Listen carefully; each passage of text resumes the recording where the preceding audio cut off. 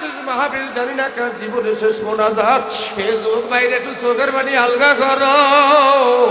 বাজার একবারে যদি আগুন লাগে, আর এক ঘরে যদি সংযোগ হয়ে গেলে চলিয়ে যায়, এক ঘরে কারেন্ট চলতে আছে, অন্য ঘরে যদি সংযোগ দিয়ে কারেন্ট এসে যায়, এইখানে বহু আল্লাহর পাগল আছে যাদের অন্তরের মধ্যে মাওলার ভয়, জাহান্নামের ভয়ে কান্দে। কার চোখের পানি মাওলার ভয় করে জানি না, কার সিনা চোখে কে সিনাটা লাগাইয়া দিতে পারো। একটা মিনিটের জন্য দাঁড়াইয়া দাঁড়াইয়া দাঁড়াইয়া সবাই একজন আর একজন সিনার চোখে সিনাটা একটু লাগাই, একটু মাওলার দেখাই দেন। একটু সবাই দাঁড়াইয়া একজন আর একজন আর সিনার লাগে সিনাটা লাগাইয়া দেখায় দেন। হে যুবক, কারা পারবি বাবার যাইয়া ধর, বাবাই নাই চাচারে ধর, চাচাই নাই আলেমেরে ধর। কেউ খালি থাকেন না, একজন আর একজন আর সিনাটারে লাগাই দেন। ধরেন, কার কপাল ভালো জানি না, ধরেন একটু সিনার লাগে লাগাই, একটু কান্দো কান্দো কান্দো। হে রাজাপুরের ভাইরা, চোখের বাড়ি ভালো, চোখের বাড়ি ভালায়া কান্দো জড়াইয়া। ও মাবুদ, কার সিনায় তোমার নূরের আগুন জ্বলে, কার সিনার মধ্যে ইশকের আগুন জ্বলে জানি না রে মালিক। আল্লাহ তোমার সব পাগলগুলা কবুল করিয়ে নাও, আল্লাহ কবুল করে নাও। একটু চোখের বাড়ি ভালাইয়া দাও, সবাই চোখের বাড়ি ভালাও। আমার মাওলার দরবারে কাঁদো, একটু চোখের পানি ফালায় কাঁদো। আমার মাওলায় তাকাই রইছে, মাওলার কুদরতি ক্যামেরায় ছবিটা উঠতে আসে। মাওলা আপনি তাকাইয়া দেখেন রে মালিক, আমার সোনামণি ভাইদেরকে, আমার বাজানদেরকে কবুল করিয়া নেন। সবাই বসে যাই বাজান, সবাই বসি, সবাই বসি বাজান। তাফসীরের ভিতরে লেখে, শুধু উপরের পাখি নয়, আসমানের পাখি নয়, সমুদ্রের মাছ। আল্লাহর নবী জাবুর কিতাব তেলাওয়াত করতেন নদীর কিনারায় বসে, সমুদ্রের কিনারায় বসে তেলাওয়াত করতেন জাবুর। এত সুন্দর জাবুর কিতাব তেলাওয়াত করতেন দাউদ পয়গম্বর। নদীর মাছগুলো আল্লাহর নবীর তেলাওয়াত শোনার জন্য লক্ষ লক্ষ মাছ পানির উপরে বাসা নিয়ে কিনারায় চলে আসতো।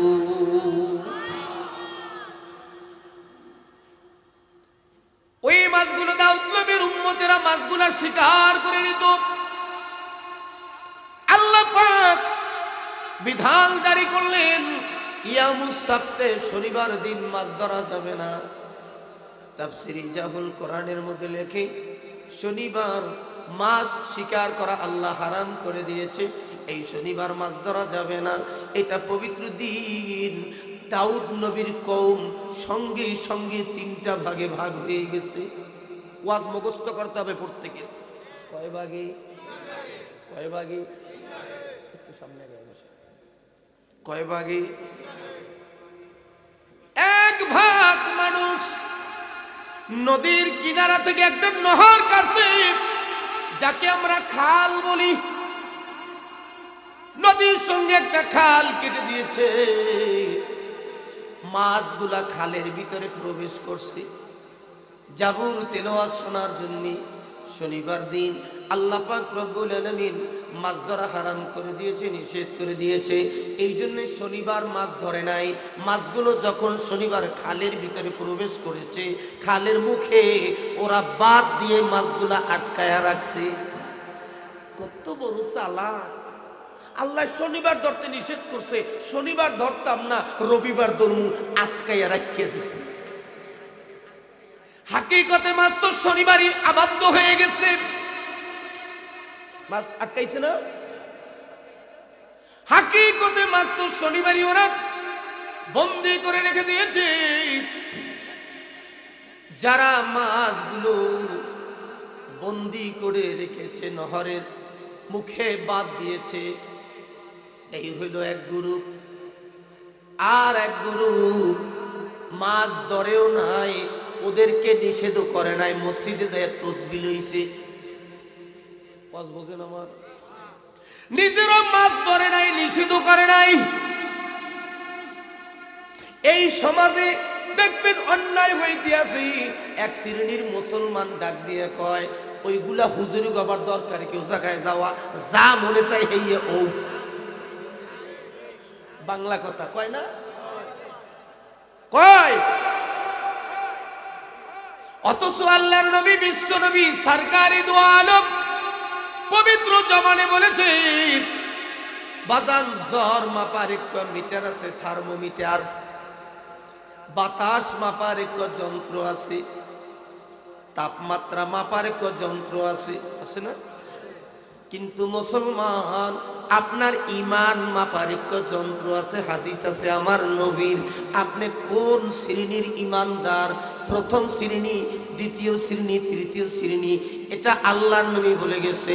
ক্বালান নবী সাল্লাল্লাহু আলাইহি ওয়াসাল্লাম, মান রাআ মুনকারান ফালিয়ুগাইয়িরু বিয়াদিহি ফাইন লাম ইস্তাতি ফাবিলিসানিহি ফাইন লাম ইস্তাতি ফাবিকলবিহি যালিকা আদওয়াফুল ঈমান আও কামা ক্বালা আলাইহিস সালাতু ওয়াস সালাম। আল্লাহর নবী বলে, সর্বনার হুজুরে কয় নাই, কে বলছে? আল্লাহর নবী বিশ্ব নবী বলে, চরমনার বিশ্বে বলে নাই, সারসিনার পীর বলে নাই, কায়সা হুজুর বলে নাই। আল্লাহর নবী বলে, অন্যায় হয় হাত দিয়া ফিরাও। কি দিয়া? হুজুরে বলে, সমাজে অন্যায় হইতেছে, হাত দিয়া বাধা দাও। ফাইল্লাম ইয়াস্তাতি, হাত দিয়া বেরাইতে পারবা না, ওই দলে লোক বেশি, ক্ষমতা বেশি, জেলে দেবে, মারবে, এরকম হইতে পারে না? ফাইল্লাম ইয়াস্তাতি, আমার নবী বলে, সক্ষম তোমরা হবে না। ফাবিলিসানিহি, তোমরা মুখ দিয়া প্রতিবাদ করো, এইটা অন্যায়, এটা হতে দেয়া যাবে না। যাত্রা গান হতে দেয়া যাবে না, গান হতে দেয়া যাবে না, বিভিন্ন জুয়ার মঞ্চ বসতে দেয়া যাবে না, অন্যায় কাজ সমাজে হতে দেয়া যাবে না। 10 কেজি চাউলের জায়গায় 8 কেজি দিতে পারবা না, রডের পরিবর্তে বাঁশ, পিসের পরিবর্তে রাবমিটা দিয়ে রাস্তা করতে পারবা না। আল্লাহর নবী বিশ্ব নবী বলে, ফাইল্লাম ইয়াস্তাতি, তাও পারবে না। ভাবি কলবিহি, পরিকল্পনা করো।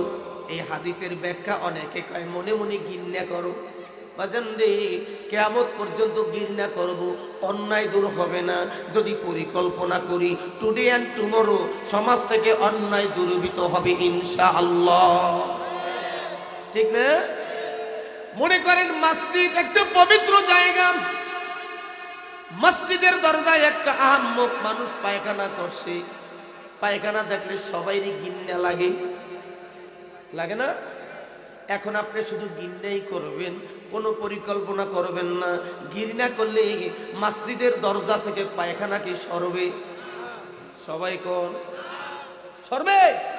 তাহলে পরিকল্পনা যদি করি, পায়খানা সরবে, ঠিক না?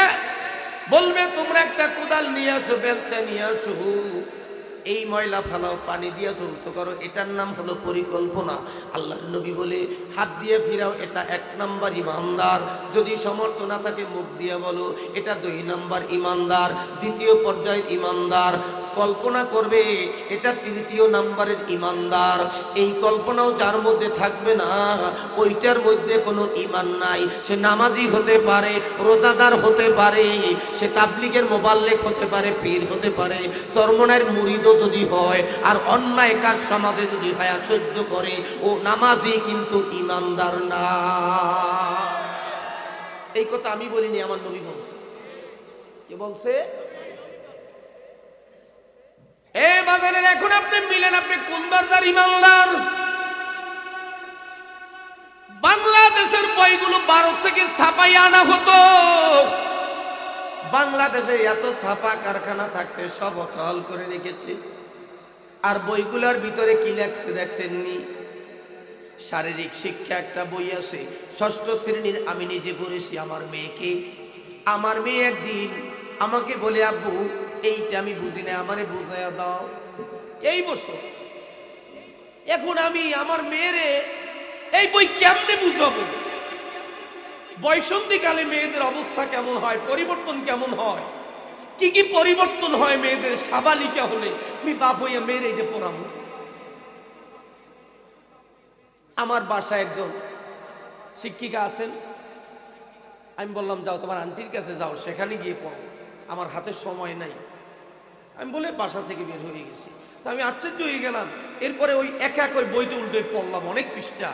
হ্যাঁ, যা দেখলাম এইগুলো ছেলে মেয়ে একত্রে এগুলো পড়তে হবে, এবং এইগুলা পড়াবার জন্য স্কুলে যত মহিলা শিক্ষিকা আছে আর পুরুষ শিক্ষক একত্রে আবার ট্রেনিং দিতে হবে। বয়সন্ধিকালে কেমন অবস্থা হয়, পরিবর্তন কেমন হয়, মনের অবস্থা কেমন হয়, একজন শিক্ষিকা আর একজন শিক্ষকের সাথে অভিনয় করে দেখাতে হবে। চিৎকার মেরে বলেন নাউজুবিল্লাহ। ট্রেনিং এর মধ্যে এরকম প্র্যাকটিক্যাল অভিজ্ঞতা অভিনয় করে শেখাতে হবে। এইটার বিরুদ্ধে কথা বলার জন্য ময়দানে ঝাঁপিয়ে পড়ার নামই হলো ইমানদার। বানর থেকে মানুষ হয়েছে, এই ডারউইনের থিওরি বইয়ের মধ্যে ঢুকাইছে। পিসেব চরমনায় বাঘের মতো হুঙ্কার দিয়ে ময়দানে ঝাঁপায়া পড়ছে। এ বানরের গোষ্ঠী রে, তোরা বানর থেকে হয়েছো, তোরা বানরের গোষ্ঠী। আমাদের আদি পিতা আদম আলাইহিস সালাম, আমরা আদম নবী থেকে আসছি, আমরা বানর হইতে পারি না। আল্লাহর কুতুব যখন ঝাঁপায়া পড়ছে, মানুষের ভিতরে পরিবর্তন এসে গেছে, ঠিক না? বইয়ের মধ্যে সংশোধন করতে বাধ্য হয়েছে, বইয়ের ভিতরে সংশোধন করতে বাধ্য হয়েছে। আর একটা আইন করতে চেয়েছিল, পৈতৃক সম্পত্তিতে ছেলেও যতটুক পাবে মেয়েও ততটুক পাবে। এটা কোরআন সাংঘর্ষিক আইন। কোরআনের সাথে সংঘর্ষ আছে না? আল্লাহ পাক আইন করছে, দুই মেয়ে যা পাবে এক ছেলে তা পাবে, এটা কোরআনের আইন, ঠিক না? কিন্তু ওনারা আইন করতে চেয়েছিল মেয়েও যতটুকু পাবে ছেলেও ততটুকু পাবে। এটা কোরআনের সাথে সংঘর্ষ না? সংঘর্ষ। আল্লাহর কোরআনের বিরুদ্ধে আইন, ঠিক না? যখন পেশাব চরমনাই ময়দানে ঝাঁপায়া পড়ছে, আজকে আইনটা পরিবর্তন করছে। কি জানেন না ইতিহাস? বহুবার আন্দোলনে নেমেছি তো, এই জন্য কথাগুলো মনে আছে। আল্লাহর নবী নিজে 27টা যুদ্ধে বিশ্ব নবী নিজের সশরীরে সেনাপতির দায়িত্ব পালন করছে। নবী পারতো না মসজিদে বসে খালি তসবিহ টিপতে? মুসলমান ভালো করে শোনো বন্ধুরে, দাউদ পয়গম্বরের উম্মত কয় ভাগে ভাগ হইছে মনে আছে? কয় ভাগে? এক ভাগে মাছ ধরছে, বুদ্ধিমানি করিয়া ধরছে, সরাসরি ধরে নাই, শনিবার ধরে নাই। ওরা শনিবার মাছ আটকাইয়া রবিবার ধরছে। কত বড় চালাক, কত বড় চালাক, কত বড় চালাক! আল্লাহ কায় কোনো চালাকিতে কাম হবে না। আল্লাহ নিজে ওয়াজ করে, ওয়ামাকারু ওয়ামাকারাল্লাহ আল্লাহু খায়রুল মাকিরিন। যতই চালাকি করো, মাকড়বাজি করো, কাম হবে না। 41 সাল পর্যন্ত তুমি মেয়াদ দিয়েছ, থাকতে পারবা না। তুফানের বাড়িতে তক্তাস করতে যাইবে, বুঝে নাই কথা? 70 রাকাত তাহাজ্জুদ পড়ে, 70 রাকাত তাহাজ্জুদ। ওরে বাপ রে বাপ! ফরজ পড়ে কিনে খবর নাই, তাহাজ্জুদ পড়ে 70 রাকাত। কত বড় মকরবাড়ি! বাংলার জনগণকে বলে পিয়াজ ছাড়া রান্না করো, কাঁঠালের বার্গার খাও, গোস্ত খাইতে পারবা না। মরিচ শুকায় রাখো, ডিম সেদ্ধ করিয়ে ফ্রিজে রাখো, দাম কমলে খাওয়া। কথা কয় না, এটা মিথ্যা। অথচ পতনের পর তার বাসা থেকে 2.5 কেজি ওজনের ইলিশ মাছ, খাসি, রাস্তা রাহান। কথা কয় না। পাক করছো দুপুরে খাইবা, আল্লাহ কাই এইখানা তোর কপালে নাই, খাইতে দেব না। খেলাকার জালুকাঠি চরমনার পীর সাহেবের মাহফিলের স্টাইজ করছে, আমার আজও মনে আছে। আমাগো ওই মুতামেয়ায় কয় স্টাইজ বাং। চরমনার পীর সাহেবের মাহফিল জালুকাঠিতে করতে দেয় নাই, আজকে তোর খাটের নিচে জায়গা হয়েছে, খাটের নিচে জায়গা হয়েছে। এই জন্য ক্ষমতা পাইলে ক্ষমতার অপব্যবহার করবেন না, কারণ আল্লাহ কায় আমহিলহুম রুয়াইদা, আমি একটু ঢিল দেই কত বাড়তে পারো। এই কথা আমার না, কোরআনের কথা। আল্লাহ কায় কত বাড়তে পারো, ঠিক না? বর্ষিওয়ালা বর্ষি ভাই নদীতে পায় না, মাছ যখন আদারিটা মুখে নেয় আরামে আনন্দে, বর্ষিওয়ালা কোনোদিন টান দেয় না। কতক্ষণ বর্ষিওয়ালা কি করে, আর ডিল দেয়, আমহিলুহুম রুয়াইদা রুয়াইদা রুয়াইদা, ডিল দিতে থাকে, খা খা খা, কাবি খা, টিয়ার, মসজিদ, মাদ্রাসা, রাস্তা, কালবোর্ড, ব্রিজ, এমনকি পায়খানা। কথা কয় না, খা জনমের খাওয়া খা। খাইয়া যখন পেটের ভিতরে ঢুকছে, হজম করছে, বর্ষিওয়ালা আস্তে আস্তে টান দেয়, ইন্না বাসা রাব্বিকা লাশাদীদ। কথা কয় না, কোরআনের বাইরে যাবো না, কোরআনের মধ্যে দিয়েই করবো ইনশা ইনশা। বন্ধুরে বর্ষিওয়ালা আস্তে আস্তে বর্ষিটারে মোড়ায় টান দেয়, যখন মাছ পেটের ভিতরে হজম করিয়া ফেলাইছে, এখন আর বের হইতে পারে না, ওই খাবারের মধ্যে ওর জীবনটা শেষ হবে ও নিজেও জানে না। বর্ষিওয়ালা কিনারায় বিড়াইয়া আস্তে করে দেখেও দিয়া হাতা দিয়া মাছটা উপরে উঠাইছে। মাছ রে অনেক চালাকি করছো, এদিক দৌড়াইছো ওদিক দৌড়াইছো বর্ষি নিয়া, তোর জীবন যে শেষ হবে এই খাবারের ভিতরে, মাছ তুই নিজেও হিসাব করতে পারো না। এই জনগণের টাকা, শহীদের চাকরিতে 5 লাখ নিয়ে সব বাঁচায় জমা রাখছো, সব লুট হইয়া গেছে।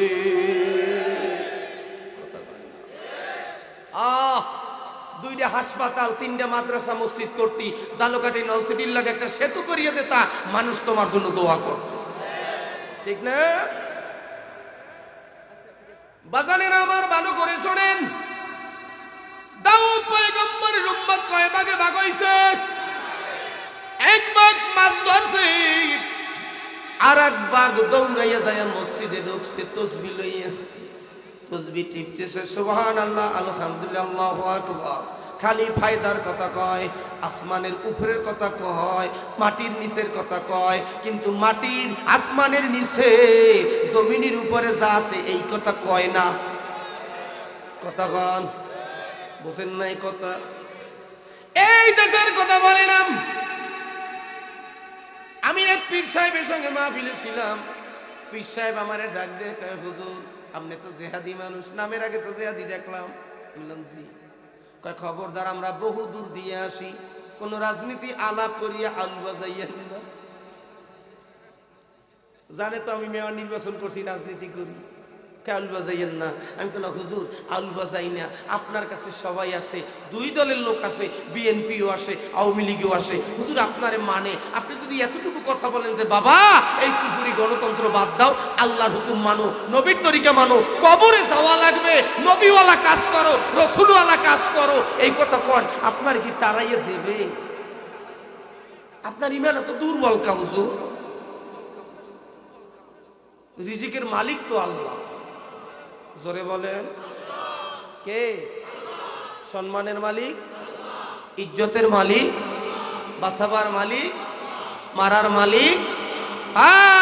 মোমেন তো আল্লাহকে ভালোবাসে, দুনিয়া সব যদি আমার বিরুদ্ধে যাও কিছু আসে আর যায় না, আল্লাহ আল্লাহর রাসূল আমার পক্ষে থাকলে যথেষ্ট। আল্লাযীনা আমানু আশাদ্দু হুব্বান লিল্লাহ, একটু জোরে বলেন আল্লাহু আকবার। যারা ঈমানদার মোমেন তারা সবচাইতে আল্লাহকে ভালোবাসে। কাকে? তারা ছেলে বেজার হোক, মেয়ে বেজার হোক, বিবি বেজার হোক, সেদিকে তাকান যাবে না। আত্মীয় স্বজন বেজার হোক, চরমনাই মরহুম আল্লাহর কুতুব যখন সব পিসাব থেকে সরে গেল, একাই প্রাচীরের মতো দাঁড়িয়েছিল। আমাদের আম্মাজান পীর সাহেব হুজুরের স্ত্রী, মরহুম পীর সাহেবের স্ত্রী হুজুরকে বলছে, হুজুর আপনার সাথে তো কেউ ছিল না, আল্লামা শাইখুল হাদিস পর্যন্ত ঐক্যজনে চলে গেল, আপনি তখন একা রয়ে গেলেন। পীর সাহেব চরমনাই বলছিল সেই দিন, বিবি তুমি আমার 7টা ছেলে, আমার লক্ষ লক্ষ মুরিদ সব যদি আমার থেকে সরে যাও, যেতে পারো, অনুমতি আছে, যেতে পারো, বাধা দেব না, আল্লাহ আল্লাহর রাসূল আমার পক্ষে থাকলে যথেষ্ট। বুঝছে শূন্য তো পীরিরাতে হাত দিছি, বাবাই চরমনাই মুড়ি দেখি আমি মুড়ি দিছি না, আমি তো আল্লাহর রহমতে আপনাকে দোয়ায় 2 বার কামেল পাস করছি। এমনি মূর্খ না, লেখাপড়া কম জানলেও এককালে মূর্খ না, তাফসীর পড়ছি, ফিকহ পড়ছি, এককালে গুঙ্গা না, বুঝছে শূন্য মুড়ি দিছি। আল্লাহ আল্লাহ, খালি ফায়দা কেরসা তাই নাজাত হবে না। কিয়ামতের ময়দানে জিহ্বাটারে কাটবে। হক কথা জানছো, কেন বলো নাই? কেন বলো নাই? সমাজ পরিবর্তন করো নাই কেন? আল্লাহর নবী দাউদ পয়গম্বরের উম্মত 3 ভাগের 1 ভাগ মাছ ধরছে। বারবার বলি মনে করায় দেওয়ার জন্য, 1 ভাগ মাছ ধরছে, আর 1 ভাগ লোক মাছ ধরে নাই, নিষিদ্ধ করে নাই, দৌড়ে মসজিদের মধ্যে যায় ঢুকছে। আর 1 শ্রেণীর মানুষ মাছ ধরে নাই, নিষেধ করেছে, বাধা দিয়েছে। তারা বলেছে তোমরা এই মাছ ধরিও না, যেহেতু আল্লাহ হারাম করে দিয়েছে মাছ শিকার, আজকে মাছ ধরবো না। কারণ রিজিকের মালিক আমাদের আল্লাহ। মাছ কেন শিকার করবো? রিজিকের জন্য তো। রিজিকের ফয়সালা আল্লাহ নিজ কুদরতে হাতে নিয়েছে। এরপরেও কেন আল্লাহর হুকুম অমান্য করে মাছ ধরবো? নিষেধ করেছে, কঠিনভাবে নিষেধ করেছে। তাফসিরে ইজাহুল কোরআনের মধ্যে নিজেই পড়েছি বাজান, শোনা কেরসা নয়। তাফসিরে ইজাহুল কোরআনের মধ্যে লেখে 2 শ্রেণীর মানুষ বানর হয়ে গেছে। যারা মাছ ধরছে এগুলাও বানর হয়েছে, যারা ধরে নাই, নিষেধ করে নাই, এগুলাও বানর হয়েছে। শুধু তারাই নাজাত পেয়েছে, মুক্তি পেয়েছে, যারা মাছ ধরে নাই, নিষেধ করছে। আল্লাহু আকবার, জোরে বলেন। মাছ ধরে নাই, আর একজনকে ধরতেও নিষেধ করছে, এরাই খালি মুক্তি পাইছে, নাজাত পাইছে। এই জন্য বলি বাজানেরা আমার, বন্ধুরে, এই সমাজের ভিতর থেকে অন্যায় দূর করার জন্য জিহাদ করা ফরজ হয়ে গেছে, ঠিক না? অন্যায়ের বিরুদ্ধে কথা বলতে হবে। অন্যায়ের বিরুদ্ধে কথা বলতে গিয়ে যদি জীবন যায়, যার জীবন, হযরতে খালিদ বিন ওলীদের জীবনের চেয়ে আমার জীবন দামি না, সুমাইয়ার জীবনের চেয়ে আমার জীবন দামি না, হানজালা রাদিয়াল্লাহু তাআলা আনহুর জীবনের চেয়ে আমার জীবন দামি না, আমির হামজার জীবনের চেয়ে আমার জীবনটা দামি না, হযরত ওমরের জীবনের চেয়ে আমার জীবন দামি না। বাবাজি, সাহাবায়ে কেরাম মঞ্জুরি তাজা জীবন দিয়ে দিতে পারে, আমি কেন ইসলামের জন্য জীবন দিতে পারবো না? হে মুসলমান, আল্লাহর নবীর মুহাব্বত অন্তরের ভিতরে ঢুকাও। বন্ধুরি, আল্লাহর নবীর ভালোবাসা অন্তরের মধ্যে ঢুকাও। হযরত খালিদ বিন ওলীদ রাদিয়াল্লাহু তাআলা আনহু কোন যুদ্ধে পরাজয় বরণ করে না, পরাজয় হয় না। হযরত ওমর রাদিয়াল্লাহু তাআলা আনহু একদিন জিজ্ঞাসা করে, খালিদ রে, তুমি এত লক্ষ লক্ষ কাফেরের মধ্যে বীর বিক্রমে ঘোড়া নিয়ে ছুটে যাও। ওমর জিজ্ঞাসা করে, খালিদ, তোমার কি জীবনের কোনো মায়া নাই? তোমার কি মৃত্যুর ভয় নাই? তোমার কি মায়া নাই? হযরতে খালিদ বলে ডাক দিয়ে বলে, আমিরুল মুমিনিন, আমি খালিদের জীবনে একটা মাত্র ভয়, সেটা হলো আল্লাহ পাকের ভয়। পরে আর একটা মহব্বত আমার অন্তরে, রহমাতাল লিল আলামিন, দয়ার নবীর, মায়ার নবীর মহব্বত। এই খালিদের সিনায় বিবির মায়া নাই, ছেলের মায়া নাই, মেয়ের মায়া নাই, দুনিয়ার ধন সম্পদের মায়া নাই। এই হৃদয়ের ভিতরে আমার নবীর প্রেম, নবীর ভালোবাসা বোঝায়। নবীর প্রেমী আশিক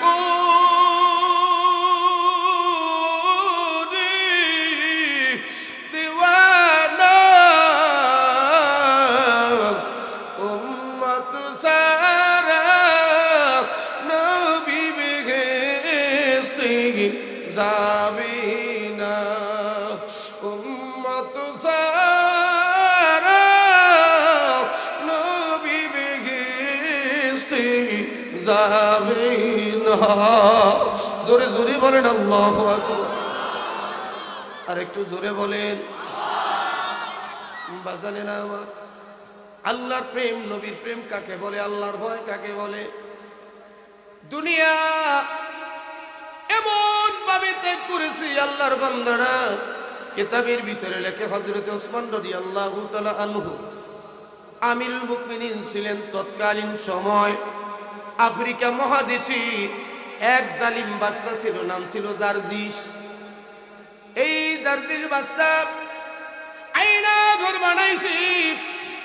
বর্তমানে বাংলার জমিনে যারা আয়নাঘর বানাইছে তারা ওই জার্জিসের অনুসারী, ফেরাউনের অনুসারী, নমরুদের অনুসারী। কথা কয় না বন্ধুরি? তাজা তাজা মানুষগুলা আয়না ঘরে ঢুকায়া দুকে দুকে মারছে। এরপরেও তুমি তাদের সাপোর্ট করো। বাংলার জমিনে আমি এই 17 বছরের ইতিহাসে দেখলাম সবচেয়ে বেশি কষ্ট দিচ্ছে আলেমদেরকে, সবচেয়ে বেশি কষ্ট দিচ্ছে উলামায়ে কেরামকে। টার্গেট করছে আলেমদেরকে, আল্লামা সাঈদীর মতো মানুষকে টার্গেট করে পরিকল্পিতভাবে হত্যা করেছে। যার বয়ান শুনলে লক্ষ লক্ষ বেদিন কালেমার সুশীতল ছায়াতলে আশ্রয় নিয়েছে, এরকম একটা মানুষকে টার্গেট করেছে। আর সোরসোট্টাগুলো বাহিরে করছে, ঠিক না? হায় হায়, আল্লাহর গজব যেই দিন আসে পৃথিবীর ইতিহাসে, তাম পৃথিবীর ইতিহাসে গোটা সংসদ একত্রে পালায়, এরকম তাম পৃথিবীর ইতিহাসে আর নাই। ভালো করছো, পালাইলা কেন? কেন পালাইলা? শায়েখে চরমনাইকে রক্তাক্ত করে মেওয়ারগিরি ছিনাইয়ে নেওয়া লাগবে? তোদের পতন তো সেই দিন শুরু হয়ে গেছে যেই দিন শায়েখে চরমনাইয়ের রক্ত ঝরাইছে, ঠিক না? সাংবাদিকরা প্রশ্ন করছে শায়েখের, শায়েখ আপনি কাঁদছিলেন কেন সেই দিন? কয়েক চোখের পানি আর শরীরের রক্ত, এই দুইটার বিনিময় ইসলাম জিন্দা হয়েছে। সাহাবায়ে কেরাম আজমাইন চোখের পানিও দিয়েছে আর তাজা রক্ত জমিনে ঢেলে দিয়েছে। দেয় নাই? দেয় নাই? এমনি এমনি ইসলাম আইছে, এমনি ইসলাম আইছে। উহুদের কিনারায় গেলে যারা হাজি আছেন দেখছেন, উহুদের পাহাড়ের কিনারায় 70 জন সাহাবীর কবর। ওই জায়গা দাঁড়াইলে চোখের পানি রাখা যাবে না। হামজা রাদিয়াল্লাহু তাআলা আনহু সহ আমার নবীর চাচা বীরবর আমির হামজা কলিজাটা ফেরে সিবাইয়া সিবাইয়া খেয়েছে। আর মুরগির রান ছোলা চিংড়ি খাইয়া ইসলাম কায়েম করবেন, এত সহজ, এত সহজ ইসলাম। ওই জার্জির বাদশা আফ্রিকা মহাদেশের মধ্যে জুলুম নির্যাতন চালাইতেছে। এই সংবাদ পাইয়া হযরতে ওসমান রাদিয়াল্লাহু তাআলা আনহু চিঠি লিখলেন। হযরতে ওসমান চিঠি লিখে বলে, জার্জিস তুমি আত্মসমর্পণ করো, কালেমা পড়ে মুসলমান হও, মানুষের উপরে নির্যাতন বন্ধ করে দাও, জুলুম বন্ধ করে দাও। ওই জার্জিস হযরত ওসমানকে চিঠির উত্তর দিয়ে বলে, হে মুসলমানের খলিফা, তোমার যদি ইচ্ছা হয় আমার সাথে যুদ্ধ করতে পারো, ওয়েলকাম, আসো, আমি তোমার সাথে যুদ্ধ করব, তবু নির্যাতন বন্ধ করব না, জুলুম বন্ধ করব না, জুলুম চলতে থাকবে। হযরত ওসমান রাদিয়াল্লাহু তাআলা আনহু মুসলমানদেরকে তৈরি করলেন মাত্র 30,000। কত? 30,000 মুসলিম সৈন্য তৈরি করলেন। সেনাপতি নিযুক্ত করলেন আব্দুল্লাহ ইবনে সাদ রাদিয়াল্লাহু তাআলা আনহুকে সেনাপতি বানাইয়া 30,000 সৈন্য আফ্রিকার দেশে পাঠায়া দিলেন। সমুদ্র পাড়ি দিবে কেমনে? কোনো বাহন নাই, পার হওয়ার জন্য কোনো মাধ্যম নাই, নৌকা নাই, ট্রলার নাই, সব জার্জিস বন্ধ করে দিয়েছে। এই যে সিলেটের গৌর গোবিন্দ শাহজালাল রহমাতুল্লাহ আলাইহির আসার খবর পাইয়া নদীতে নৌকা ট্রলার সব বন্ধ করে দিয়েছে। আপনারা ইতিহাস তো জানেন, শাহজালাল রহমাতুল্লাহ আলাইহি বন্ধুরে সাহাবিনা তাবিনা তাবি তাবিনা এই যুগের একজন বীরশ্রেষ্ঠ ওলি, ঠিক কিনা জোরে বলেন? যেই শাহজালাল রহমাতুল্লাহ আলাইহি এক পালায় যদি রাখা হয়, নবীর আদনা সাহাবী, সবচাইতে ছোট সাহাবী ওয়াসি রাদিয়াল্লাহু তাআলা আনহুর গোড়ার পায়ের দুল যদি এক পালায় রাখা হয়, বন্ধুরে 1 কোটি শাহজালাল যদি এক পালায় রাখা হয়, ওয়াসির গোড়ার পায়ের দুলির দাম অনেক বেশি। এই শাহজালাল রহমাতুল্লাহ আলাইহি সুরমা নদীর মধ্যে যায় নামাজ বিছাইয়া পার হয়ে আসে। আল্লাহু আকবার বলেন। বান্দা যখন আল্লাহর হয়ে যায়, মান কানা লিল্লাহি কানা আল্লাহু লাহু, বান্দা যখন আমার আল্লাহর হয়, কুল মাকলুক ওই বান্দা বান্দির গোলাম হইয়া যায়। শাহজালাল রহমাতুল্লাহ আলাইহি পারে আসলেন। আমার নবীর সাহাবীরা আফ্রিকা মহাদেশে যাবে, সমুদ্র পাড়ি দিবে। আব্দুল্লাহ ইবনে সাদ রাদিয়াল্লাহু তাআলা বললেন, ইসলামের পতাকা ওই বেঈমান জারজিসের আস্তানায় পৌঁছাইতে লঞ্চের প্রয়োজন নাই, গাড়ির প্রয়োজন নাই, বিমানের প্রয়োজন নাই।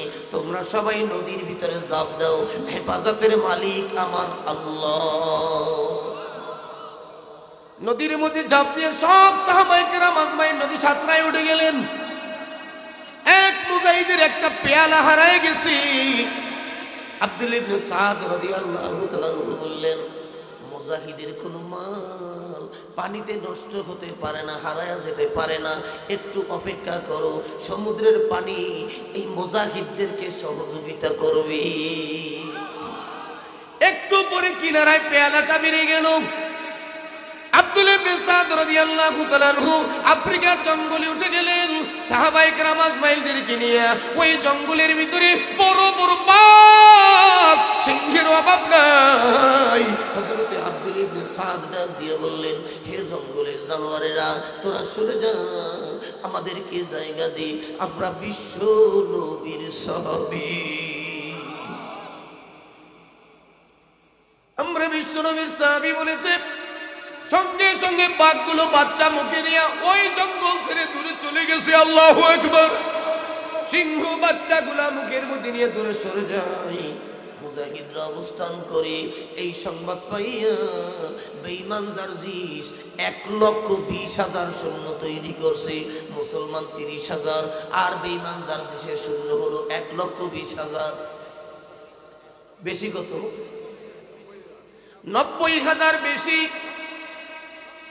আব্দুল্লাহ ইবনে সাদ রাদিয়াল্লাহু তাআলা আনহু সেনাপতি হইয়া যুদ্ধের দামামা বাজায় দিলেন। বেঈমানদের সাথে মুসলমানদের সাথে তুমুল যুদ্ধ লড়াই। কিতাবের মধ্যে লেখে প্রথম দিন যুদ্ধ আসর পর্যন্ত চলেছে, আসর পর্যন্ত যুদ্ধ চলে। প্রথম দিন এই যুদ্ধের ফলাফল প্রায় 30,000-এর উপরে বেঈমান জাহান্নামে চলে গেছে, 14,000-এর উপরে আহত হয়েছে। আল্লাহ! মুসলমানদের মাত্র 3 জন শাহাদাত বরণ করছে, মাত্র 3 জনের মতো শাহাদাত বরণ করেছে।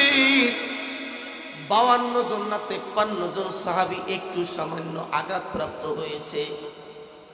এই যুদ্ধের অবস্থা দেখে, ফলাফল দেখে বেঈমান জারজিস ভয়ে থরথর করে কাঁপে। গির্জার প্রধান থিউডোস, সেনাপতি মার্কিউস এদেরকে ডেকে পরামর্শ বসলো। পরামর্শ করে ডাক দিছে, ও থিউডোস রে, মুসলমানদের যুদ্ধের যা অবস্থা দেখি, মুসলমানদের সাথে আর একটা দিন যুদ্ধ করে ময়দানে আমার সৈন্যরা টেকবে না। এই যুদ্ধ বিরতি দিয়ে পালিয়ে যাব না যুদ্ধ চালিয়ে রাখবো, তোমরা পরামর্শ দাও। সেনাপতি মার্কিউস ডাক দিয়ে বলে, হে বাদশা, আপনার নাম শুনলে রোম পারস্য থরথর করে কাঁপে। সামান্য এই নিরস্ত্র সাহাবীদের সামনে, সৈন্যর সামনে যদি পালিয়ে যান সম্মান থাকবে না। তার চাইতে একটা কাজ করেন, আপনার একমাত্র কন্যা বিশ্ব সুন্দরী বিবি হেলেনকে আপনি যদি ঘোষণা দেন যুদ্ধের ময়দানে, কে পারবি এই মুসলমানের সেনাপতি আব্দুল্লাহ ইবনে সাদের মাথাটা কেটে এনে দিতে, তার সাথে আমার মেয়েকে বিবাহ দিব, সঙ্গে সঙ্গে আমার রাজত্ব পেয়ে যাবে, আমারও বর্তমানে আমার রাজত্বের মালিক হবে। এই ঘোষণা যদি দিতে পারেন বাদশারে, আপনার সৈন্যদের ভিতরে একটু যুদ্ধের তামান্না আরো বাড়বে, যুদ্ধের চেতনা আরো ফিরে আসবে, শক্তি পাবে, তারা ওই নারী পাওয়ার জন্য যুদ্ধ করবে। এই ঘোষণা যখন বেঈমান জারজিস দিয়ে দিল, মুসলমানদের সৈন্য ছিল আব্দুল্লাহ ইবনে জুবাইর রাদিয়াল্লাহু তাআলা আনহু। এই সংবাদ শুনিয়া দৌড় দিয়ে সেনাপতির কাছে যায়, ডাক দিয়ে বলি, সেনাপতি রে, বেঈমান জারজিস এই ঘোষণা দিয়ে দিছে, আপনার মাথাটা যদি কেটে নিয়ে দিতে পারে, তার সাথে তার মেয়েটাকে বিবাহ দেওয়া হবে। আপনিও পাল্টা ঘোষণা দিয়ে দেন, সেইখানে বাতিলদের আক্রমণ, ওইখানে হকের মোকাবেলা।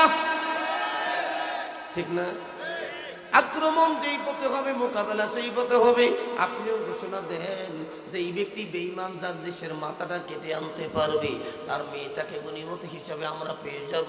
ওই মেয়েটা বিশ্ব সুন্দরী মেয়েকে তার সঙ্গে বিবাহ দেব। শুধু তাই নয়, শুধু তাই নয়, 1,00,000 দিরহাম বা দিনার উপহার দেওয়া হবে।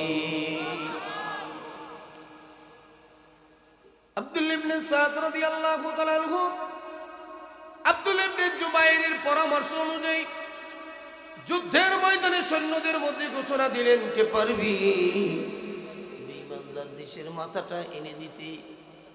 ঘোষণা দিয়ে দিল। বেঈমান আর মুসলমানদের ভিতরে যুদ্ধ শুরু হয়ে গেল। তুমুল বেগে যুদ্ধ চলতেছে, তুমুল বেগে যুদ্ধ। যুদ্ধের ফলাফল এক পর্যায়ে হযরতে আব্দুল্লাহ ইবনে জুবাইর রাদিয়াল্লাহু তাআলা আনহু ছুটে গেল, দৌড়ে গেল, বিদ্যুৎ গতিতে বেঈমান জারদিসের সামনে গিয়ে হাজির। বেঈমান জারদিসের সামনে হাজির হয়ে ডাক দিয়ে বলি, ওরে বেঈমান, জীবনে বহু নির্যাতন অত্যাচার করছো, জুলুম করছো। আজকের আমি মুসলমান আব্দুল ইবনে জুবাইর, আমার হাত থেকে তোমারে কেউ বাঁচাইতে পারবে না। বেঈমান জারদিস ঘোড়ার পিঠে বসে ডাক দিয়ে বলে, যুবক, তুমি তো আমার সম্পর্কে জানো না, আমার শক্তি ক্ষমতা সম্পর্কে ধারণা নাই, আমার ভয় রোম পারস্য তরতর করে কাঁপে। যুবক রে, তোমার কি জীবনের মায়া নাই?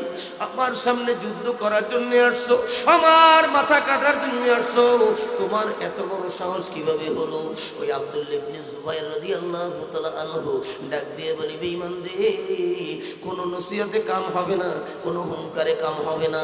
মুসলমান কথাই বিশ্বাসী না, মুসলমান কাজে বিশ্বাস করতে চায়। হযরত আব্দুল্লাহ ইবনে জুবাইর ডাক দিয়ে বলে, হে বেঈমান, তোর কত শক্তি আছে তোর বাহুতে, তোর তরবারিতে, তুই আগে আঘাত কর। মুসলমান আগে আঘাত করে না। মুসলমানের উপরে আঘাত আসলে, আক্রমণ আসলে মুসলমান আর বসে থাকে না। হযরত আব্দুল্লাহ ইবনে জুবাইরের তরবারি পুরাটা দ্বিখণ্ডিত হইয়া মাটির ভিতরে মাথা গিরে গেছে। একটু জোরে বলেন আল্লাহু আকবার। কেমন ইমানি পাওয়ার, ইমানি শক্তি!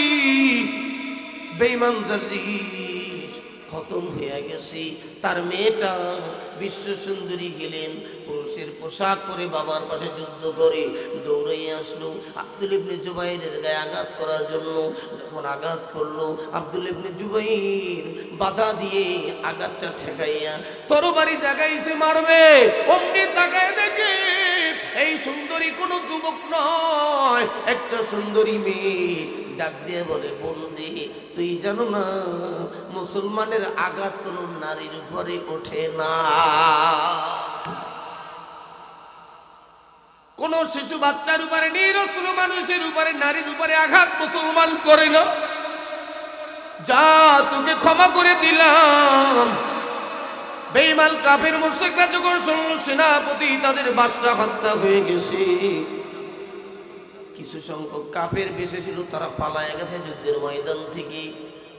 মুসলমানদের বিজয়, মেয়েটাকে গনিমত হিসেবে মুসলমানরা পেয়ে গেল। মুসলমানরা গনিমতের মাল সংগ্রহ করে যুদ্ধে কালেমার পতাকা উড়াইয়া আব্দুল্লাহ ইবনে সাদ রাদিয়াল্লাহু তাআলা আনহু সব সৈন্যদেরকে ডাক দিয়া একত্রিত করে বলে, বলো কে সেই বীর পুরুষ যেই ব্যক্তি আব্দুল ইবনে জুবাইরকে চিনে নাই, আব্দুল ইবনে জুবাইর যে হত্যা করছে তাও তো জানে না। উনি বলতেছে কি, বেঈমান জারদিসকে হত্যা করছো, আসো আমার কাছে, আমার কাছে আসো, এই বিশ্ব সুন্দরী হেলেনকে তার কাছে বিবাহ দেব। শুধু তাই নয়, 1 লক্ষ দিরহাম বা দিনার উপহার দেব। আসল পয়েন্ট এই জায়গায়। এই ঘোষণা দিয়েছে বিশ্ব সুন্দরী নারী। একটু খেয়াল করে রে যুবকরা, খেয়াল করো তো, বিশ্ব সুন্দরী নারী কে চায় না? আমাগো নেতারা 80 বছর হয়ে গেছে, এরপর সুন্দরী নারী গো খেদমত নেয়, কথা কয় না? সুন্দরী মাইয়ারা যাইয়া খেদমত করে, পায়াত দিয়ে ধুলা নেয়, পাশে বইয়ে শরীরটা একটু চেপে। নাউজুবিল্লাহ কইতে লজ্জা লাগে? কার না মন চাই সুন্দরী মেয়ে বিয়ে করার জন্য? কেমন ইমানদার! আব্দুল ইবনে জুবাইর নিজেকে নিজে লুকায়া ফেললো, নিজেকে নিজে গোপন করলো, পরিচয় দেয় নাই যে আমি হত্যা করেছি। আত্মগোপনে চলে গেল। বারবার আব্দুল ইবনে সাদ ঘোষণা দেয় কেউ পুরস্কার নিতে আসে না। হযরত সাদ রাদিয়াল্লাহু তাআলা কাফেলার দুইটা ভাগ করে অর্ধেক মদিনায় আগে পাঠিয়ে দিয়েছে কালেমার পতাকা নিয়ে, আর চিঠি লিখছে আমিরুল মুমিনিন আমি এই ঘোষণা যুদ্ধের ময়দানে দিয়েছি, কিন্তু আমি যে পুরস্কার দিব গো এই পুরস্কার নেওয়ার জন্য কোনো বীর পুরুষ আমি পাই না। কে বেঈমান জানছিস কে হত্যা করলো আমি জানি না। আমিরুল মুমিনিন আপনি ফয়সালা দিয়ে দেন। কাফেলা অর্ধেক মদিনায় চলে গেল। ওই কাফেলায় ওই বিশ্ব সুন্দরী মেয়েটাও ছিল। হযরত ওসমান মসজিদে নববীর সামনে বালির মধ্যে বসা, বালুর মধ্যে মাটির মধ্যে বসেছে। সাহাবায়ে কেরাম আজমাইন চতুর্দিকে ওই যুদ্ধের কাফেলা নিয়ে যখন হাজির হয়ে গেল, মেয়েটা হযরত ওসমানকে দেখে হযরত ওসমানের সামনে চলে আসলো। হযরত ওসমান জিজ্ঞাসা, ও মা, মা গো তোমার তো আসতে কোনো কষ্ট হয় নাই মা? মেয়েটাই দুই চোখের পানি ছাড়িয়া বলে, আমিরুল মুমিনিন এটা কি মুসলমানের আদর্শ আগে তো বুঝি নেই। আপন বোনকে যেইভাবে পাহারা দিয়া আনে সাহাবীরা তার চাইতে বেশি নিরাপত্তায় আমাকে এনেছে। আপনি নাকি মুসলমানদের আমির খলিফা, আপনিও তো মুসলমানের বাদশাহ। হযরত ওসমান বলে, মা মুসলমানদের বাদশাহ হয় না, মুসলমানদের হয় খলিফা। মা আমরা তোমার বাবার বিরুদ্ধে যুদ্ধ করতে চাই নাই, তোমার বাবাই আমাদেরকে বাধ্য করেছে। মা আমার সেনাপতি ঘোষণা দিয়েছিল যে এই ব্যক্তি তোমার বাবারে হত্যা করবে তার সঙ্গে তোমার বিবাহ দেওয়া হবে মা, এবং 1 লক্ষ দিরহাম উপহার দেওয়া হবে মা। বলো গো ওই যুবককে তোমার বাবারে হত্যা করছে তুমি কি চিনো? ওই মেয়েটাই ডাক দিয়ে বলে, আমিরুল মুমিনিন ওই যুবক আমার চোখের মধ্যে এখনো ভাসতেছে, আমি যুবককে বলতে পারি না, ওই যুবকের দেখলে আমি চিনতে পারবো। হযরত ওসমান রাদিয়াল্লাহু তাআলা আনহু বললেন, মা এই সাহাবীরা ময়দানে বসা, একটু দাঁড়াইয়া দেখো তো সেই যুবক কোথায়। টোটাল ময়দানের মধ্যে ঘুরলো, ওই যুবকের দেখে না। বাকি কাফেলা ইতিমধ্যে মদিনার ভিতরে প্রবেশ করলো। আব্দুল্লাহ ইবনে সাদ রাদিয়াল্লাহু তাআলা আনহু সেনাপতি কালেমার পতাকা নিয়ে ঢুকলো। হযরতে আব্দুল্লাহ ইবনে জুবাইর ময়দানের একেবারে পিছনে মাথাটা নত করে নিজেকে লুকাইয়া বসে পড়ল, যাহাতে মেয়েটাই ওই যুবককে চিনতে না পারে।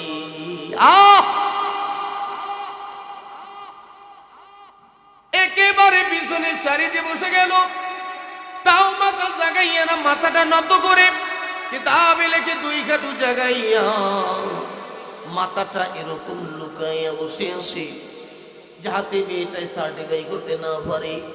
মেয়েটা ঘুরতে আসে দেখে না, হঠাৎ করে ওই যুবকের দিকে নজর পড়ে গেল। মেয়েটাই ডাক দিয়ে বলে, আমিরুল মুমিনিন ওই যে পিছনে মাথা নত করা যুবক, এই যুবক আমার বাবারই হত্যা করেছে, এই যুবকই আমার বাবার হত্যাকারী। হযরত ওসমান রাদিয়াল্লাহু তাআলা ডাক দিয়ে বলে, যুবক আয় আমার সামনে আয়, আয়। ওসমান রাদিয়াল্লাহু তাআলা ডাক দিলেন। ওই যুবক আর জমিনে বসে থাকতে পারে নাই। যুবক 2 চোখের পানি ফেলাইয়া কেঁদে কেঁদে বুক জোরে বাসাইয়া দিয়েছে, কাঁদতে কাঁদতে হাজির হযরত ওসমান রাদিয়াল্লাহু তাআলা জিগায়, যুবক এত বড় পুরস্কার তুমি কেন নেয়ার জন্য অস্বীকার করলে? কেন তুমি গোপন করলে নিজেকে? ওই যুবক ডাক দিয়ে বলে, আমিরুল মুমিনিন আমি তো সুন্দরী নারী পাওয়ার জন্য যুদ্ধ করিলে, আমি 1 লক্ষ দিরহাম পাওয়ার জন্য যুদ্ধ করি না, আমি তো যুদ্ধ করছি আমার মাওলারে পাওয়ার জন্য। আব্দুল্লাহ ইবনে জুবাইর ডাক দিয়ে বলে, আমিরুল মুমিনিন এই সুন্দরী যতই সুন্দরী হোক, একদিন না একদিন তার চেহারা নষ্ট হইয়া যাইবে, একদিন দুনিয়া থেকে বিদায় হইয়া যাইবে। 1 লক্ষ দিরহাম বা দিনার যতই দামি হোক না কেন, মূল্যবান, একদিন না একদিন এই সম্পদ শেষ হবে, আর আখিরাতের জিন্দেগি শুরু হবে, আর কোনদিন শেষ হবে না। ওই জিন্দেগির কথা স্মরণ করে আমি আমার মাওলারে পাওয়ার জন্য যুদ্ধ করেছি। মেয়েটাই 2 চোখের পানি ছাড়িয়া বলে, আমিরুল মুমিনিন এই যুব যুবক না হয় নিজের লুকায় রাখছে, গোপন রাখছে। অন্য সাহাবীরাও তো সৈন্যরাও তো দাবি করতে পারতো না। যেমন স্বাধীনতা যুদ্ধে ৮০,০০০ প্লাস সৈন্য ছিল, এখন মুক্তিযোদ্ধা হয়েছে 2 লাখের উপরে। সব ভুয়া মুক্তিযোদ্ধা দেশের মানুষের সম্পদগুলো অন্যায় ভাবে খাও, তুমি হারাম। স্বাধীনতা যুদ্ধে কেউ ডাকাতি করছে, কেউ ছিনতাই করছে, লুচ্ছমি করছে, এগুলো এখন মুক্তিযোদ্ধা। কত কম আছে না নাই? এইগুলোর অন্তরে যদি মরার ভয় থাকতো এই কাম করতে পারতো? ওই বিশ্ব সুন্দরী যুবতীর চোখের বাণী ছেড়ে কেঁদে বলে মা, ওই মহিলাই ডাক দিয়ে বলে আমিরুল মুমিনিন, আমিরুল মুমিনিন, মুসলমানদের চরিত্র আদর্শ এত সুন্দর আগে জানি নাই, আর দেরি করবেন না, আমি এখনো কাফের, আমি এখনো মুসলিম, আমারে পরায়া দেন লা ইলাহা ইল্লাল্লাহ মুহাম্মাদুর রাসূলুল্লাহ। মুসলমানের আদর্শ, মুসলমানের চরিত্র ঠিক কিনা জোরে বলেন আমার বাজানেরা। এই জন্য অনুরোধ করে যাই, ও বাজান, এই দুনিয়া ক্ষণে একদিন মরা লাগবে, একদিন কবরে যাওয়া লাগবে। দুনিয়া সব আমার বিরুদ্ধে যাও, আমি আল্লাহ রসুলের পক্ষে থাকবো, ঠিক কিনা জোরে বলেন। একটা সন্তান মাদ্রাসায় পড়ায় যাব, আল্লাহর নবী বলে ইজা মাতাল ইনসানু ইনকাতা আনহু আমালুহু, মানুষ মারা যায় আমল নামা বন্ধ হয়, ইল্লা মিন সালাসা, 3টা আমল জারি থাকে, সদকায়ে জারিয়া, উপকারী বিদ্যা, নেককার সন্তানের দোয়া। এই মজলিসে বহু লোক আছে এমন সন্তান বানাইছে, বাবার মাইয়েতের কাপড়টা কাটতে জানে না, বাবার জানাজা পড়তে জানে না, বাবার যে কবরে রাখবে এই দোয়াটাও জানে না। এমনকি রব্বির হামহুমা কামা রব্বায়ানি সগীরা বলবে তাও জানে না। বাজার সন্তানগুলা মাদ্রাসায় পড়ান, আপনি আমি কবরে যাব, ওরা আমাদের জন্য দোয়া করবে কোরআন পড়ে। আল্লাহর নবী বলেন আব্বিরু কুবরা মাউতাকুম বিল কুরআন, কোরআন তিলাওয়াতের মাধ্যমে কবরকে আলোকিত করে দাও। ও বাজারেরা সন্তানগুলা মাদ্রাসায় পড়াইতে রাজি আছি না নাই? রাজি আছি, সবাই রাজি। মাদ্রাসায় পড়লে কি বাতে মরে, সম্মান কমে? না না বাজান, আমি কিন্তু মেওয়ার হইতে পারি নাই। চোরারা ভোট লয়ে গেছে, কিন্তু একজন মেওয়ার, একজন এমপির যা মর্যাদা সম্মান, তার চাইতে কোনো দিক থেকে আল্লাহ কম দেয় নাই। ওরে বাজান, ওই নেতাগুলো সালাম দেয় ডরে ডরে, মান সম্মানের ডরে, আর ওলামায়ে কেরামকে সম্মান করে সালাম দেয় মহব্বতে, ঠিক না? বাজানরি একটা ছেলে আলেম বানান, হাফেজ বানায়া যান, আপনি হাফেজের বাবা হন, হাফেজের মা হইয়া কবরে যান। এ বাজানের আল্লাহর কোরআনে এই কথা বলে শেষ করে দিব। এ বন্ধু, আমি প্রায় বলি, আপনাদের এখানে বহুবার শুনাইছি, তামাম পৃথিবীর যত ধর্মগ্রন্থ আছে কোনো হাফেজ নাই। বন্ধুরে, তামাম পৃথিবীর ভিতরে গোল্ডেন প্লাসের হাফেজের সংখ্যা 3 কোটির উপরে আছে। আর একটু জোরে বলে বাজান। গতকালকে মনে হয় পোনাবালিয়ায় বলেছিলাম, একটা আদর্শ লিপির হাফেজ বাংলার জমিনে নাই। আছে আদর্শ লিপির হাফেজ নাই, বাংলা বইয়ের হাফেজ নাই, গণিত বইয়ের হাফেজ নাই। আল্লাহ পাকের কোরআন 30 পারা বলিয়ে সিনার মধ্যে বোঝাই। আমি বন্ধুরি লালমনিরহাট ভারতের বর্ডার হররাম, আজ থেকে 8-10 বছর আগের কথা। আমি 2 দিন মাহফিল ছিল একেবারে ভারতের বর্ডারে, তারকাটার বেড়ার কাছেই মাহফিল করে 6টা ছেলের মাথায় পাগড়ি পরাইলাম। দ্বিতীয় দিন মাহফিলের পাগড়ি 6টা ছেলের মাথায় দিলাম। 7 নাম্বার ছেলের মাথায় পাগড়ি দেব, ওই ছেলেটার কথা আজও বলতে পারি নাই রে বাজার। 7 নাম্বার ছেলেটা একেবারে ছোট, ওই ছেলেটার মাথায় পাগড়ি দেওয়ার আগে 6টা ছেলের মাথায় পাগড়ি দিলাম। ওর বাবা গার্ডিয়ান যারা ছিল তাদের মাথায় টুপি পরায়া দিলাম।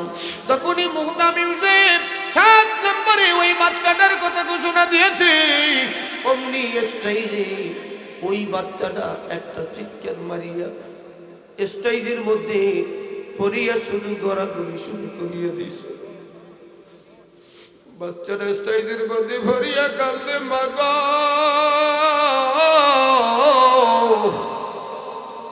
মা, মা তুমি কই? 7 বছরের বাচ্চাটা স্টেজের মধ্যে এখানে খামাগুড়ি খায় আর চিল্লায়। আমি পাগড়ি হাতে নিয়ে দাঁড়াইয়াছি। মুহতামিম সাহেব একটা আল্লাহ কইয়া চিৎকার মারিয়া স্টেজের মধ্যে বইয়ে পড়ছে। উস্তাদও কান্দে, ছাত্র কান্দে, ওর সাথে বাইরা ওরাও কান্দে। আমি মুহতামিম সাহেবকে ডাক দিলাম, ভাই ঘটনা কি? এই আনন্দ মুহূর্তে ওর মাথায় পাগড়ি দিব, আনন্দের কথা। ওখানে মা মা বলে স্টেজের মধ্যে গইরা মুহতামিম সাহেব নিজেকে কন্ট্রোল করে আমারই জড়ায় ধরছি। ওই বাচ্চাটারেও জাগাইয়া কোলের মধ্যে চাপিয়ে ধরছে। ওই বাচ্চাটার কথা ডাক দিয়ে বলে, হুজুর এমন হৃদয় বিদারক ঘটনা হুজুর, 9 মাস আগে ওর মা এই বাচ্চাটা মাদ্রাসায় নিয়ে আসছে। ডাক দিয়ে বলে, হুজুর ওর বাবা বহু আগে ইন্তেকাল করছে। এই বাচ্চাটা বড় আশা ছিল হুজুর মাদ্রাসায় পড়াইয়া হাফেজ বানাবো। ওর বাবারও ইচ্ছা ছিল, কিন্তু ওর বাবা দেখতে যাইতে পারে না, আগেই বিদায় হয়ে গেছে। আমি আল্লাহর নাম লইয়া মাদ্রাসায় দিয়ে গেলাম, ওরে একটু হাফেজ বানাইয়া দিবেন হুজুর, আপনার হাতে দিয়ে গেলাম, আল্লাহর কুদরতিয়াতে সুবর্দ করে গেলাম। ওই মা বাড়িতে রওনা দেয়, পথিমধ্যে গাড়িতে অ্যাক্সিডেন্ট হয়ে দুনিয়া থেকে বিদায়।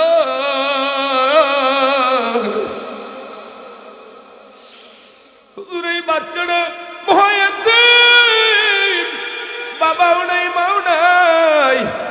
হুজুর আজকে 9 মাস 30 পারা কোরআন মুখস্থ করেছে। হুজুর আজ থেকে 15-20 দিন আগে ওর হেফজ শেষ হয়েছে। হুজুর আপনার টেলিফোন দিয়েছি, মাহফিল করব, আমরা পাগড়ি পরিধান করব, অনুষ্ঠান করব। হুজুর আর হৃদয় বিদারক ঘটনা হলো, এই 15-20 দিনের মধ্যে এই বাচ্চাটা একটা রাত্র ঘুমায় না,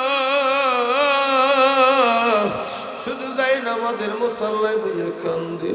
রাত্র গভীর সবাই ঘুমায়, ও ঘুমায় না, গুনগুন করে কান্দে আর বলে, মা তুমি কই? ও মা তোমার না ইচ্ছা ছিল হাফেজ বানাইবা, মাগো তুমি কই? তুমি কই? ও মা তোমারে আমি দেখাইতে পারলাম না। ওই বাচ্চাটায় খানাও খায় না, গুলগুল করিয়া কান্দে। হুজুর এই 2 দিনে আর মুখে খানা দিতে পারি না, শুধু মাদ্রাসার আশেপাশে আগানে বাগানে করে রাস্তার কিনারায় বইয়া কান্দে। হুজুর ওই সরিষা ফুলের কিনারায় যাইয়া বইয়া বইয়া কান্দে, জমিনের মধ্যে বইয়া কান্দে আর সব ছেলেরা পাগড়ি নামে, বাবা আসবে বসবে, আমার বাবা নাই, তুমি কই? এ যুবক ভাইরা ওর কথা বলতে পারি না, মনের বুঝাইতে পারি না। বাজান কিনিয়া কবরে রওনা দিছে, কিনিয়া কবরে রওনা দিছিল, আমার মাওলার দরবারে কি জবাব দেবে? বাজানে মাওলার কবর সত্য, হাসর সত্য, বিধান সত্য, কবরের আযাব সত্য, কোনো সন্দেহ নাই। বাবারে দুনিয়ার ঘরে যদি আগুন লাগে ফানি ছাড়া নিবান যায় না। তোমার আমার গুনার দ্বারা যে কবরে জাহান্নামের আগুন জ্বলিয়ে রইছে, ও বাজার জাহান্নামের আগুন চোখের পানি ছাড়া বন্ধ হবে না। দুনিয়ার ঘরে আগুন লাগলে দরজা দিয়ে দৌড় দিতে পারি, জানালা দিয়ে দৌড় দিতে পারি।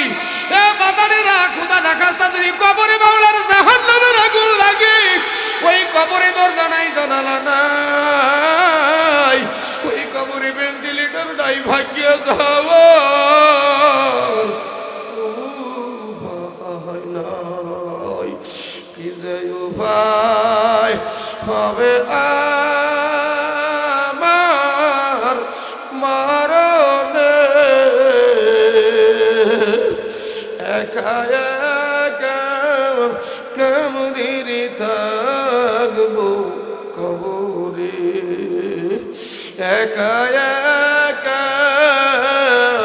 কেমনি থাকবো রে বাতি নাই রে কবরে বিছনা নাই রে বালিশ নাই রে কবরে সরমনার মরহুম আল্লাহর কুতুব পেরাই বাবা আমি বলি সেদিনকার আমাদের বর্তমান বিষয় হুজুর বলছি আল্লাহর কুতুব কুতুবখানা থেকে নামিয়ে ফজরের টাইমে মসজিদের রওনা দিয়েছে হঠাৎ করে কবরস্থানের পশ্চিম পাশে একটা চিৎকার বাড়িয়ে হরিয়ে গেছে ওস্তাদরা দৌড়ে আসে ছাত্ররা দৌড়ে আসে হুজুরের না জানি কোন বিপদে পড়িয়ে গেছে রে আল্লাহর কুতুব কইরে আর কাউদের বলে মাদ্রাসার শিক্ষকরা ও বাবা ছাত্ররা তোমরা মনে করছো আমি ফজলুল করিম বিপদে পড়িয়ে গেছি আমার সাহায্য করার জন্য আসো খোদার কাছটা যদি যাইয়া খোদার কাছটাই কবরে যাইয়া যদি আমি ফজলুল করিম বিপদে পড়িয়া যাই এই কবরে সাহায্য করার কেউ নাই কেউ নাই কেউ নাই আমার মাওলা ছাড়া আপন কেউ হবে না বাজানেরা অনুরোধ করিয়ে যায় পাঁচ ওয়াক্ত নামাজ কেউ ছাড়বো না যে যেখানে যে অবস্থায় থাকি পাঁচ ওয়াক্ত নামাজ আদায় করব সত্য কথা বলবো হালাল খাবো পিতা মাতার খেদমত করব আমি পেরাই শুনি সন্তানেরা মায়েরে মারে বাবারে মারে সেদিনকারও বাঘারগঞ্জের থেকে একটা টেলিফোন আসছে এক মহিলায় ফোন দিয়ে কান্দার বলে হুজুর আমার আল্লাহ এমন ছেলে দেশে ছেলে ঘরে আসলে আমি পায়ে তত্তর করিয়ে কপি হুজুর আমারে মারে ওর বাবারে মারে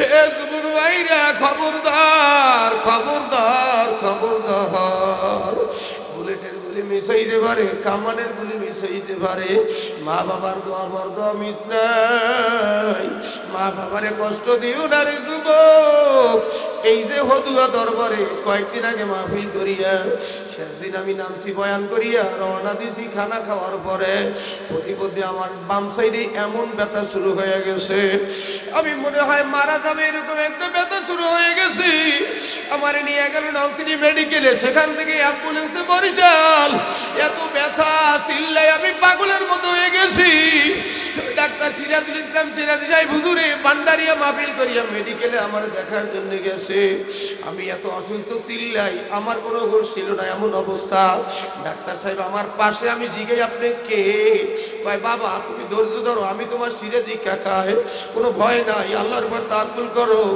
আমি ওই সময় আমার সঙ্গে যারা ছিল তাদেরকে ডাক দিয়ে বলি তাড়াতাড়ি আমার মায়ের একটু ফোন দে আমার বড় ডাক্তার আমার মাই যদি শুনে আমি কষ্ট পাবো না আমার মাই আমার জন্য দোয়া করবে টেলিফোন দিছে আমার হাতের মধ্যে ব্যথা আমি চিল্লাই ওই মোবাইলটা হাতে ধরিয়া ডাক দিছি মাগো আমার অবস্থা ভালো না মনে হয় বাঁচবো না যুবক ভাইরা গভীর রাত মায় আমার ফোনে ডাক দিয়ে কই আল্লাহ তুমি আমার নিয়ে যাও আমার কোন খালি করিও না আমার সোনামণি আমার বুকে ফিরাইয়া দাও মায় আমার সান্ত্বনা দেয় বাবা তোমার কোনো ভয় নাই আমার মাওলার দরবারে আমি বসতে আছি জাইলাবাদে বসতে আছি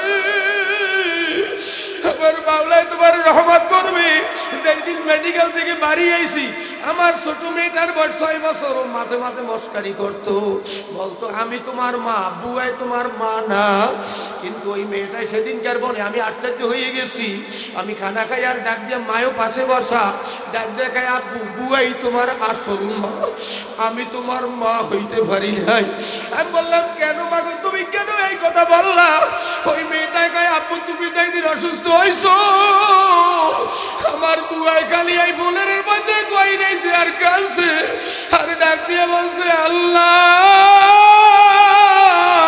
তুমি আমার সন্তানের বাঁচাও বুয়াই তোমার জন্য এত কান্দা কাঁদছে এই বুয়াই তোমার আসল মা এ মারা বাহারা বাইরা হে বাবা হারা বাইরা মায়ের কথা কি একটু মনে নাই বাবার কথা কি মনে পড়ে না? পাঁচ ওয়াক্ত নামাজ পড়ে আমার জন্য বাবার জন্য একটু কি দোয়া করা যাইবে না? যাইবে যাইবে যাইবে। হে কারা কারা পারবো নারাই থাকবি? একটু হাত নাড়া দিয়ে বলেন আল্লাহ আল্লাহ জীবনে আর কোনোদিন নামাজ ছাড়বো না, জীবনে মা বাবারে কষ্ট দেব না, জীবনে দেশ ও জাতির বিরুদ্ধে ষড়যন্ত্র করব না, আল্লাহ কোনোদিন হারাম খাবো না। হে যুবক ভাইরা, রাজাপুরের বন্ধুরা, জানি না কার জীবনের শেষ মাহফিল, জানি না কার জীবনের শেষ মোনাজাত। হে যুবক ভাইরা, একটু চোখের পানি আলগা করো। বাজারে একবারে যদি আগুন লাগে আর এক ঘরে যদি সংযোগ হয়ে গেলে জ্বলিয়ে যায়, এক ঘরে কারেন্ট চলতে আছে অন্য ঘরে যদি সংযোগ দিয়ে কারেন্ট এসে যায়, এইখানে বহু আল্লাহর পাগল আছে যাদের অন্তরের মধ্যে মাওলার ভয়, জাহান্নামের ভয় কান্দে। কার চোখের পানি মাওলার ভয় করে জানি না, কার সিনা চোখে কে সিনাটা লাগাই দিতে পারো? একটা মিনিটের জন্য দাঁড়াইয়া দাঁড়াইয়া দাঁড়াইয়া সবাই একজন আর একজন সিনার সঙ্গে সিনাটা একটু লাগাই, একটু মাওলার দেখাই দেন। একটু সবাই দাঁড়াইয়া একজন আর একজন আর সিনার লগে সিনাটা লাগাইয়া দেখায় দেন। হে যুবক, কারা পারবি বাবার যাইয়া ধর, বাবাই নাই চাচারে ধর, চাচাই নাই আলেমেরে ধর। কেউ খালি থাকেন না, একজন আর একজন আর সিনাটারে লাগাই দেন। ধরেন, কার কপাল ভালো জানি না, ধরেন একটু সিনার লগে লাগাই, একটু কান্দো কান্দো কান্দো। হে রাজাপুরের ভাইরা, চোখের বাড়ি ভালো, চোখের বাড়ি ভালায়া কান্দো জড়াইয়া। ও মাবুদ, কার সিনায় তোমার নূরের আগুন জ্বলে, কার সিনার মধ্যে ইশকের আগুন জ্বলে জানি না রে মালিক। আল্লাহ তোমার সব পাগলগুলা কবুল করে নাও, আল্লাহ কবুল করে নাও। একটু চোখের বাড়ি ভালাইয়া দাও, সবাই চোখের বাড়ি ভালাও। আমার মাওলার দরবারে কাঁদো, একটু চোখের বাড়ি ভালায় কাঁদো। আমার মাওলায় তাকাই রয়েছে, মাওলার কুদরতি ক্যামেরায় ছবিটা উঠতে আসে। মাওলা আপনি তাকাইয়া দেখেন রে মালিক, আমার সোনামণি ভাইদেরকে, আমার বাজারদেরকে কবুল করিয়া নেন। সবাই বসিয়া যাই বাজান, সবাই বসি বাজান।